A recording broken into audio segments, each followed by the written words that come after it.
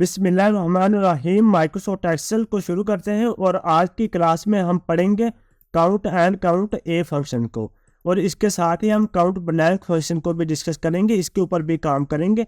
By the way, अब count and count ए या count blank function जो है आपके पास आ रहे हैं, ये किस सेंस में यूज़ किए जाते हैं माइक्रोसॉफ्ट एक्सेल में, बेसिकली इसका यूज़ क्या है। जब आप प्रोफेशनल वे में वर्किंग करते हैं, माइक्रोसॉफ्ट एक्सेल में प्रोफेशनल लेवल में काम करते हैं शीट्स के ऊपर, तो वहाँ पे इन फंक्शन का बहुत ज़्यादा यूज़ है। इसका यूज़ किस सेंस में किया जा सकता है, सपोज दैट में इधर आके इज इक्वल टाइप किया, इज इक्वल टाइप करने के बाद मैं उसे कहता हूँ काउंट एंड ब्रैकेट स्टार्ट। अब काउंट के लिए जो फंक्शन यूज़ किया जाता है वो भी काउंट ही यूज़ किया जाता है। अब इधर आपने या तो अपनी वैल्यू बतानी है, सपोज दैट में उसे कहता हूँ 45 कोमा एंड 50, ये मेरे पास वैल्यूज़ आ रही। इस तरह से आप अपनी वैल्यू एंटर करेंगे कि मेरे पास ये वैल्यू है, इनको वो काउंट करके दे। तो या आप उसको सेल रेफरेंस से बताएंगे कि ये मेरे पास एक रेंज आ रही है, इस रेंज में से वो मुझे वैल्यूज़ को काउंट करके दे कि ये मेरे पास एक स्पेसिफिक रेंज है। वो डैडमी से कहता हूँ ये मेरे पास रेंज है, इस रेंज में से वो मुझे कैलकुलेट करके दे कि कितने सेल में मैंने डाटा एंटर किया है।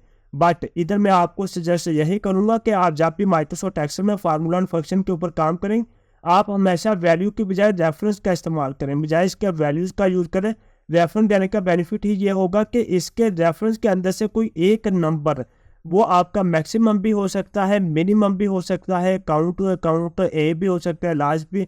बाय द वे, जो भी आपका फार्मूला या फंक्शन यूज़ करते हैं वो आपको उसकी कैलकुलेशन के मुताबिक रिजल्ट शो करवा के दे देगा। तो सिंपली इधर आए, इधर आके रेंज सपोज दैट उसे मैंने दी, मैं कहता हूँ तो मेरे पास ये एक रेंज आ रही है। इस रेंज देने के बाद में simply bracket close and just enter की कीबोर्ड से प्रेस करें। अब देखिए उसने आपको उसकी रेंज जो आपने डिफाइन की थी, ये मेरे पास रेंज आ रही है।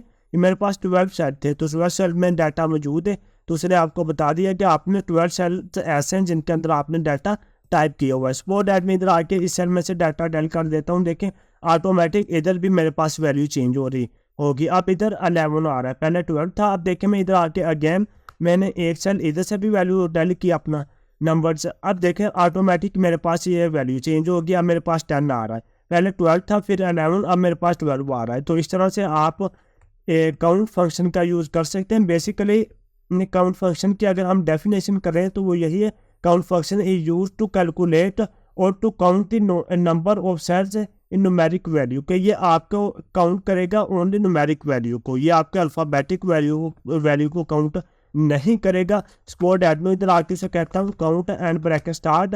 अब मैं ये रेंज नहीं उसे दूंगा, ये रेंज देने के बजाय उसे मैं ये रेंज डिफाइन करता हूँ। मेरे ये रेंज डिफाइन की and bracket close and just enter key press करें कीबोर्ड से। देखे उसने कहा 0। अब आप लोगों को उसने जो रिजल्ट शो करवाया वो 0 शो करवाया, बट मेरे पास ये डाटा मौजूद है, तो उसने इन ये जो सेल्स आ रहे हैं इनको काउंट नहीं किया, क्योंकि यह इसमें जो आपको वैल्यू टाइप की है वो डाटा अल्फ़ाबेटिक डाटा टाइप किया है, तो ये जस्ट न्यूमेरिक डाटा को काउंट करेगा। मैं अगेन इधर आता हूँ, इधर आके मैंने count and bracket start and मैं अपनी रेंज डिफाइन करता हूँ। रेंज डिफाइन करने के बाद bracket close, just enter key press करें। अब देखिए अगेन उसने आपको बता दिया कि आपके 12 सेल्स ऐसे हैं जिनमें आपने डाटा टाइप किया। इसी तरह आपके पास आ रहा है काउंट ए का फंक्शन।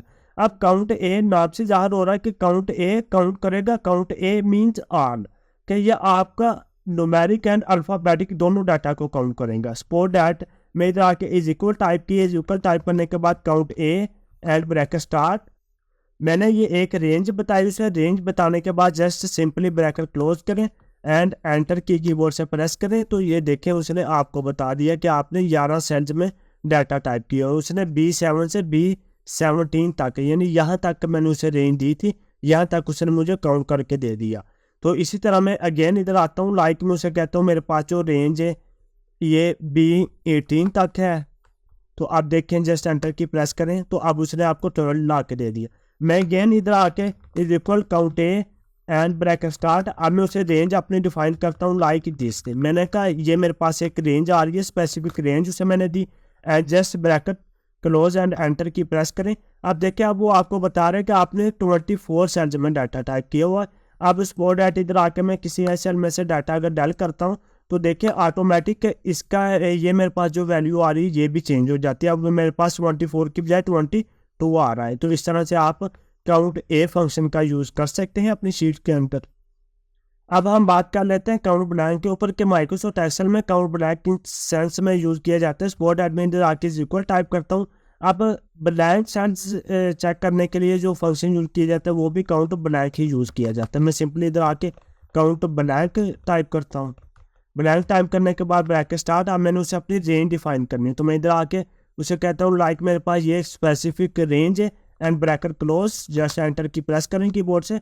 देखिए अब वो आपको बता रहे हैं कि आपने 2 सेल्स आपके ऐसे हैं जिनमें आपके पास डाटा मौजूद नहीं है। लाइक ये मेरे पास 2 सेल्स है जिनके अंदर मेरे पास डाटा नहीं है मौजूद। तो इस तरह से आप माइक्रोसॉफ्ट एक्सेल में count A and count blank function का यूज़ कर सकते हैं।